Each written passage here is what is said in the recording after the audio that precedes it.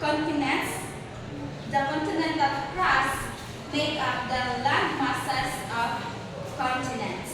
It is thicker but less dense than oceanic crust and is mostly made of granite-type rocks. So, continental crust is made up of granite type of rocks. So next is the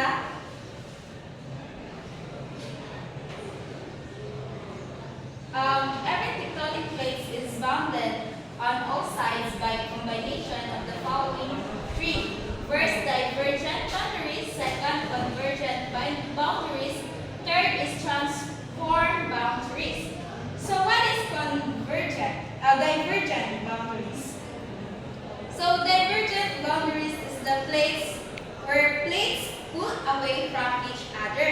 So ano nang nag-move away from each other. So these boundaries happen when two tectonic plates move away from each other. So ito nang gain na sila. Galan. Like for example, ani siya. So gaan sila ka ng move. Wala sila ga-abot. So now, let's proceed to convergent boundaries. So where plates collide and smash, katuling nag-abot to sila then nagbangga and smash into each other. This occur when two plates move together each other and collide. So katulang nagbangga na sila. Asa na niya siya? O kaniga, abot na sila sugaan na siya. Nag-collide. So now let's proceed to transform boundaries, where plates lie and read past each other. Plates move side by side in opposite direction, causing friction. So katulad ng gakuan na sila, slide na sila, so wala siya collide. Dili sila mag-abot, dili sila mag-smash. So nakasabot ka? Yes. Okay, now let's proceed to convergent boundaries. So convergent boundaries is a tectonic plate boundary where two plates move towards each other and collide. Muna nito kuan ka gatapok na sila pero collide sila So a convergent boundary is formed when two plates are pushing toward each other depending on their type. Like for example, sa oceanic or continental. So depende naman na sila kasi sila mag-abot kay. Naabot po tayo yung dagat, di na pwede na. So, kung asa nagwa ng salit ito, dito po na siya. So, next is the subduction. So next is subduction. So these are two types of convergent boundaries. First is subduction and next is collision. So subduction, what is subduction? When one plate is more dense than other. The more dense plate goes underneath the less dense plate. Kung usay more dense, pugunin mo po.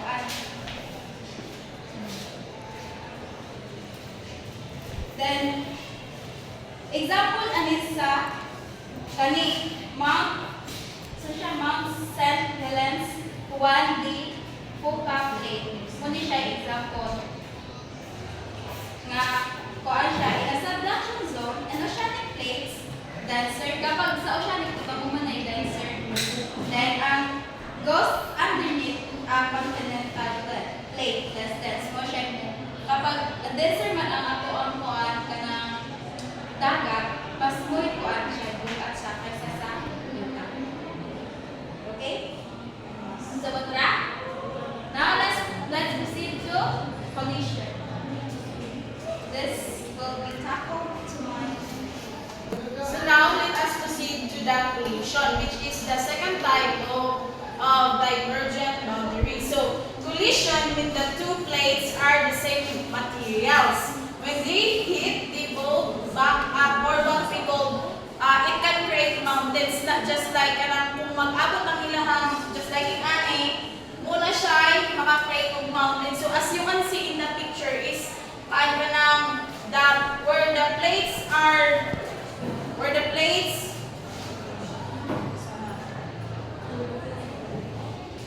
where the two plates move toward each other and collide. So if mag-collide ang duha ka plate is maka-create na siya mga mountains. So as in example, the Mount Everest, Himalayas, where the plates are still colliding and gaining elevation. So now is ga-exist sa Japan ang Mount Everest. So here are the short video of the view of Mount Everest.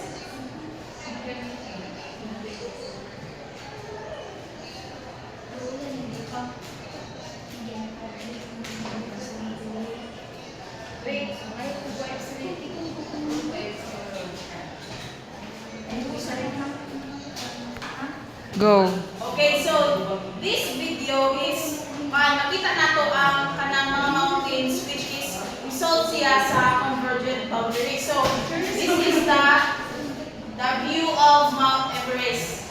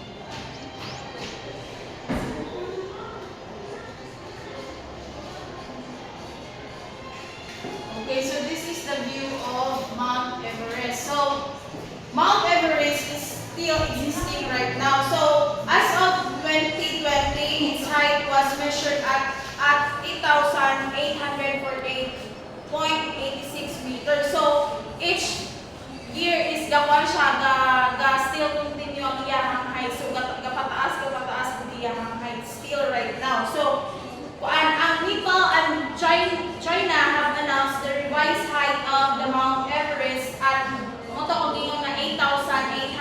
8,848.86 meters. So the new height is 86 cm more than the previous measurement. So the Mount Everest and the Himalayas continue to grow taller due to the ongoing collision between the Indian and Eurasian tectonic plates. So muna siya nga nag-still kapataas siya right now. Okay, so that is the example of collision. So let us proceed to the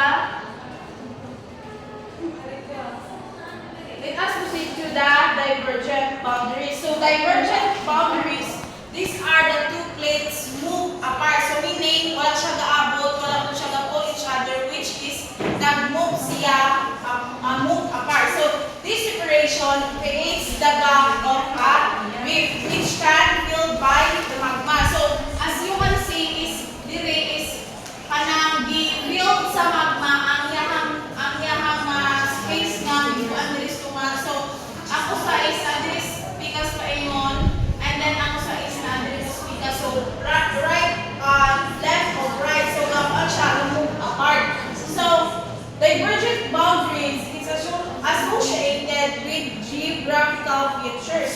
So like mid-ocean range and Rift Valley. So dire is makita nato ang mid-ocean range.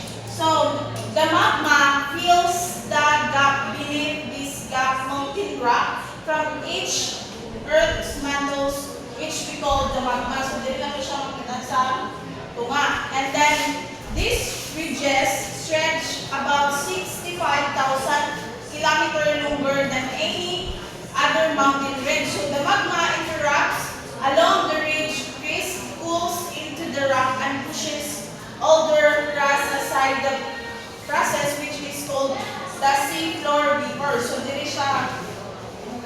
So the key features of divergent boundaries is we have reef valleys, the volcanoes, and earthquakes. So if the two plates will move apart, naay ka na possibility nga maka-experience ta og mga earthquake. That's why muna yung reason kanang most of the places, especially sa Japan is kanang dito is kanang experience sila city of earthquake. So that is the reason. So in the ocean, we have mid-ocean range, the volcanoes, and also the earthquake. So they also experience like an earthquake po dito. And then so at another kuan sa divergent boundaries, if they are moving apart, mag-create mo na siya ang volcano which is mga active. So muna diri sa apat Negros is active ang Mount Canlaon. So di ba dito siya so ana siya ang result sa the two plates move apart. So example, the Great Rift Valleys in Africa, mid-Atlantic Range or Atlantic Ocean. So this is the short video of the mid-Great Rift Valleys in Africa.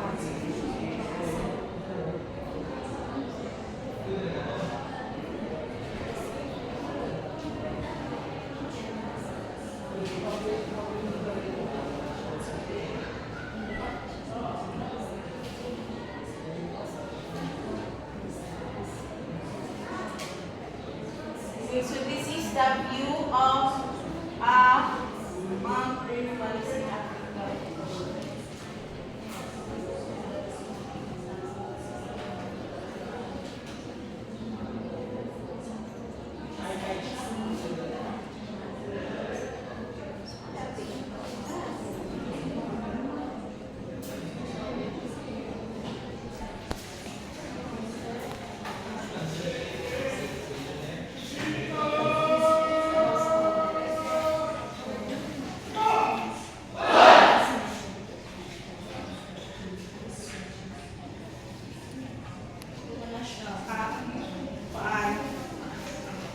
Rift Valley sa Africa.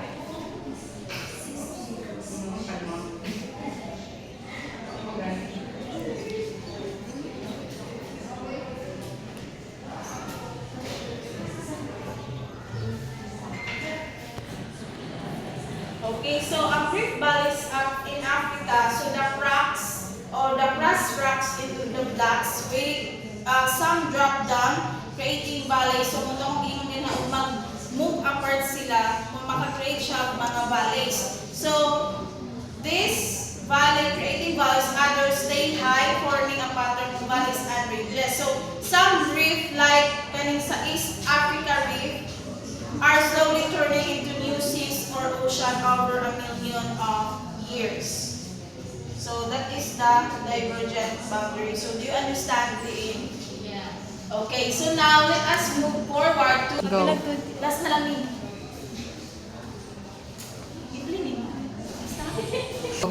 Okay, so now let us proceed to the sliding or transform boundaries. So sliding or transform boundary when two plates are slide past each other, which is nag-slide sila. As you can see in the picture is makita nato nga ang ilang plates is nag-slide. So this movement neither creates nor destroy crust, but it doesn't cause significant earthquakes. So due to the craning action between the plates, so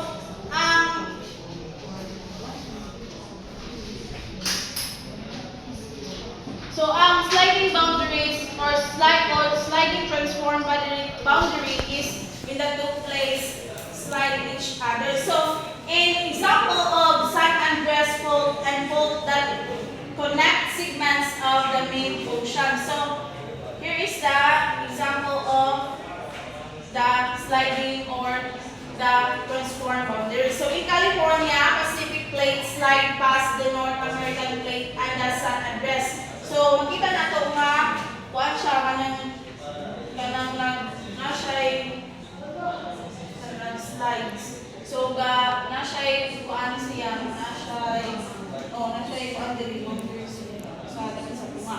So when we experience sliding or transform boundaries, kuan ang cave features pag ano niya is maka-experience mo ta og earthquake, but dili siya kaayo kanang earthquake nga kanang usog. So ano siya? So those are the boundaries. So we have, as discuss kanina, is we have convergent boundaries, divergent boundaries, and sliding or transform boundaries where two plates slide past each other. So that's all.